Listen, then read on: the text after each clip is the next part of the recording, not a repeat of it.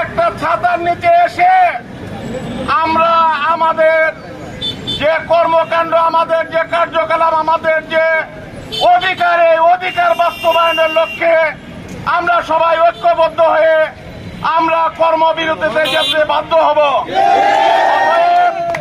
আমাদেরকে আশা করি আপনারা যারা প্রশাসনের মহলে আছেন, আপনারা এই রাস্তায় আপনারা যেতে বাধ্য করবেন না। প্রিয় ভাইয়েরা আমার, আপনারা সাংবাদিক ভাইয়েরা এখানে আছেন, আপনারা এই মেসেজটুকু দয়া করে পৌঁছিয়ে দিবেন।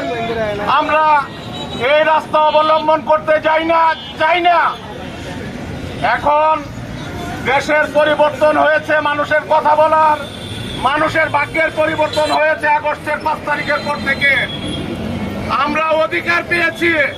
তাহলে আমার শ্রমিক মারা গিয়েছে, আমার শ্রমিক এখানে যে ঘটনার উপরে ভিত্তি করে মৃত্যুবরণ করেছে, এই ঘটনার সাথে যারা সম্পৃক্ত আছে তাদের আওতায়, আইনের আওতায় এনে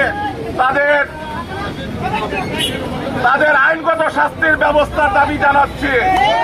এই আশাবাদ ব্যক্ত করে সকলের সুস্বাস্থ্য এবং দীর্ঘায়ু কামনা করে ময়মনসিংহ জেলা মোটরযান কর্মচারী ইউনিয়নের পক্ষ থেকে আমি আমার সংক্ষিপ্ত কিছু বক্তব্য এখানে শেষ করলাম। বাংলাদেশ জিন্দাবাদ, শ্রমিক ঐক্য জিন্দাবাদ, জয় হোক মেহনতি শ্রমিকের। আসসালামু আলাইকুম। সম্পৃক্ত আমরা ঘাতক নয়, আমরা সেবক। আমরা মানুষকে সেবা দিয়ে থাকি। করোনা নামক যে ভাইরাস ছিল, এই করোনার ভিতরে সারা বিশ্বের ভিতরে স্থবির হয়ে গিয়েছিল সবকিছু। কথা ঠিক আছে কিনা ভাইরা? আমরা পরিবহন শ্রমিক যারা টেকনাফ থেকে তেঁতুলিয়া, আমরা মানুষকে সেবা দিয়ে গিয়েছি। আমরা মরার চিন্তা করি নাই। আমাদের এক শ্রমিক ভাই, প্রশাসন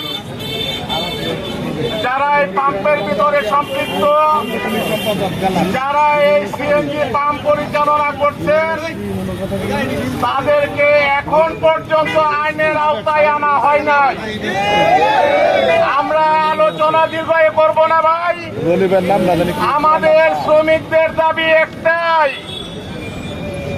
যারা এই ব্যাপারে মামলার আসামি হয়েছেন তাদেরকে অবিলম্বে যদি আইনের আওতায় না আনা হয়, আমরা পরিবহন শ্রমিক সবাই এক কাতার হয়ে আমরা সারা বাংলাদেশ পরিবহন ধর্মঘটের ডাক দিব। প্রশাসনের দৃষ্টি আকর্ষণ করে বলছি ভাই, আপনারা যারা মিডিয়া এখানে আছেন, আপনারা মেহেরবানি করে প্রশাসনিক প্রতিটা দপ্তরে আপনারা এই মেসেজটা পৌঁছিয়ে দিবেন।